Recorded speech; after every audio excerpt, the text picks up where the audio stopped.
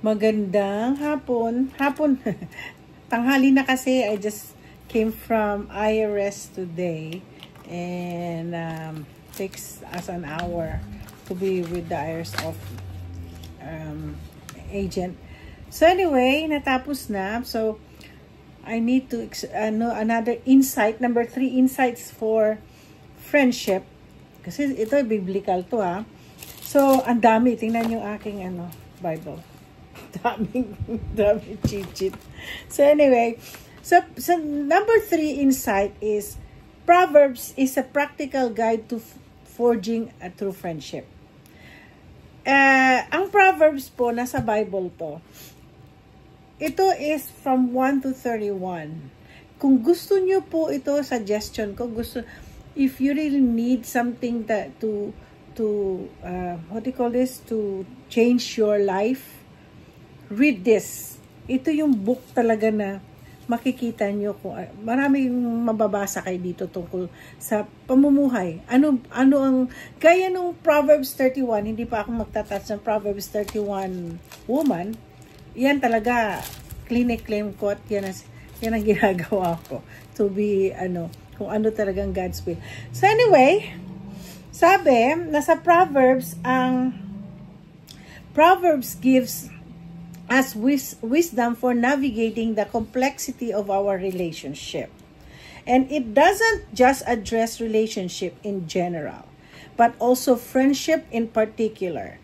For example, it teaches us what to look for in finding true friends. Okay, finding true friends. How many of us has really a true friends? Kaya na sinabi ko kahapon, I got a lot of true friends. Hindi lang 3 sila. Madami po sila. Madami ako mga BFFs. May bago na naman akong BFF kasi hindi kami nagkikita. I could feel na they're good. It just make me aliw. Lalo na kapag my new set of friends, they make me laugh. They make me just relax. Lalo na yung mga nasa group chat ko ngayon, di ba? Yung mga iba kong subscriber na loyal, Anyway, so in Proverbs, you have to go see so many things you can find a true friendship. Number 1, meron part of this, it's in Proverbs 13 verse 20. Sabi, he who walks with the wise grows wise, but a companion of the fool suffers harm.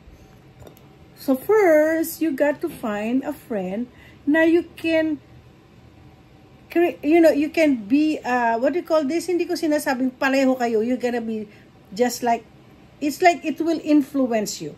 Just like what we say, bad influence, good influence. Okay? If you find a person that would influence you to be with a good character, then stay with that friend. Okay? But if you go to a companion that maraming vices, maraming hindi maganda ang ugali, then try to back off. Pero friend mo pa rin siya. Pero hindi that doesn't mean you're gonna trust her or him. Okay? Then Proverbs 22, punta tayo sa 22 verse 24 to 25. Ang sabi dito, 22 to 25, madami to. Nako, masisira na yung aking Bible. Anyway, 22 to 25 says, do not exploit the poor because they are poor. And do not crush the needy in court. For the Lord, tama ba yung sinabi? Okay, 22-25. For the Lord will take up their case and will plunder those who plunder them. Do not make friends with a hot-tempered man. Do not associate with one easily angered. Oops. Ano man, totoo lang. Sometimes I'm hot-tempered, but because I am now living with the Lord, before, madali ako mainis, madali ako mataray, naiinis ako. Minsan lumalabas, pero The only thing, the difference now with what I am right now is that I had the Holy Spirit. Holy Spirit will always revoke yung sabi, hey, that's it, tama. Don't do that. Parang ganun. I have the Holy Spirit who's always remind me that I'm already a new creation. The past is already gone, and I am now a new leaf in the kingdom of God. So, ang tanging ano lang natin, you got to go find a true friend. But, so, sabi nga, yun nga lang, as a person, okay, this is a real, 100, the whole thing, is that do not exploit the poor because they are poor. You know what, I've been watching this Chinese drama when they've been bullying those who are from the countryside, and because they're from the city, and like that. No, that is bad. It will retract to you, especially if you do evil things against the other person. Do you think it's we call it, I'm not gonna say karma, because what you sow is what you reap. Okay, so do not do something, especially if they're already poor. Okay, be nice to them. Okay, and then do not crush the needy in court. Oh, meron akong sitwasyon na may mga tao talagang in need, but there are people who just slam their door to help this person. Ako, nafe-feel ko kasi that there's a need for me to help. And that's the reason why I help. Because naku, iiyak na naman ako. I've been there. That I really need money. Nobody cares to help me. I know how it feels when people abandon you. I know how it feels when they just ignore you. Okay, I know how it feels. That's why when some people who comes to me na, but of course I'm not giving it. I will pray first, and if the Holy Spirit says to me, you help. But there are times that some people who come to me, they even uses their sickness, like may isang instances na there's an instance that somebody came to me that they need money for dialysis. Actually, meron akong tinutulungan lately, but the only thing is every time I come to the Philippines, she always goes there. This year I did not, because really I went to the Philippines with nothing. I don't have money. I'm only in the mercy of my sisters. So somebody did. Then I talked to the one cousin. He said, no, she's not sick. What? Yeah.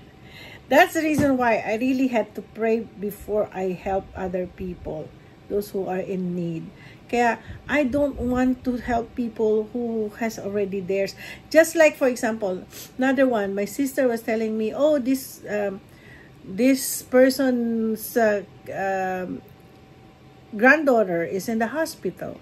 And I told my sister, yeah, the granddaughter is in the hospital. What is her position? Her position is, I don't want to say the position, right? She earns money.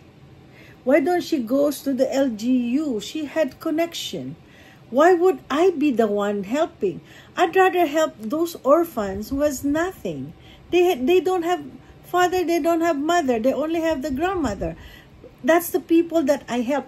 I don't want to help people who already have their own job. They can find ways to get money, right? So I'm not into that. I am just those people who were neglected, those who are being abandoned, those people who God wants me to help. Always remember, only when God wants me to help. I'm telling you, I got the Holy Spirit to just tell me, yes, help them. So, yeah, people were saying I'm so generous. Yeah, I'm generous only for those who are in need. So, yeah, so do not explore, do not crush the needy in court. For the Lord will take up their case and will plunder those who plunder them. Lalo na dun, especially those who are friend who lends money and gives interest. Oh, that's your friend. Why are you asking for interest? See, God will, bahala na ang Diyos sa inyo.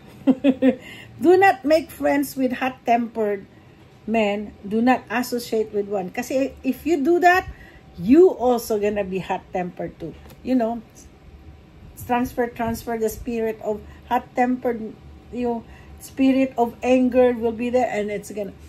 That's why you got to go find a friend who could give you a good influence. Okay?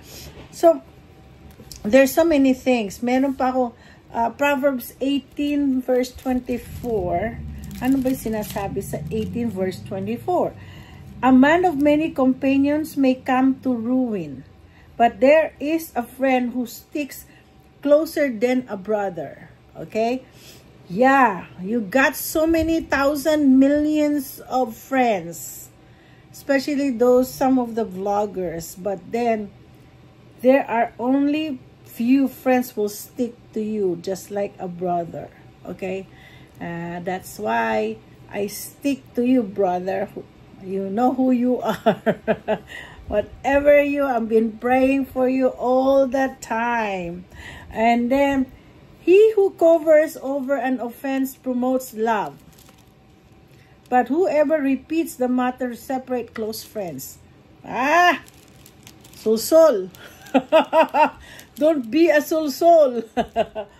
God doesn't like it. Do not be a sul-sol. But whoever repeats the matter separates close friends. Heartbreaking when somebody breaks close friends, okay? So, ito pa. Beware. A perverse man stirs up dissension, and a gossip separates close friends. Kaya nga sabi ko, kung tunay kang kaibigan, hindi mo ipagchichismis ang kaibigan mo. You don't gossip your friend. Okay? You got to be... Ako kasi, I don't gossip, I tell the truth. Kaya, wag niyo sasabihin na I will spill the truth. Kaya minsan natatakot ibang friends ko, wag mo sabihin kay Mariton kasi baka sasabihin. Bakit? Totoo. Ako kasi I confront. I talk to the person. I don't talk to the other people. I talk to the person. Kung yung may issue, diretso ako doon. I'd rather just talk to them. Nasa na ako, 13 minutes. He who walks with the... nasabi ko na yan.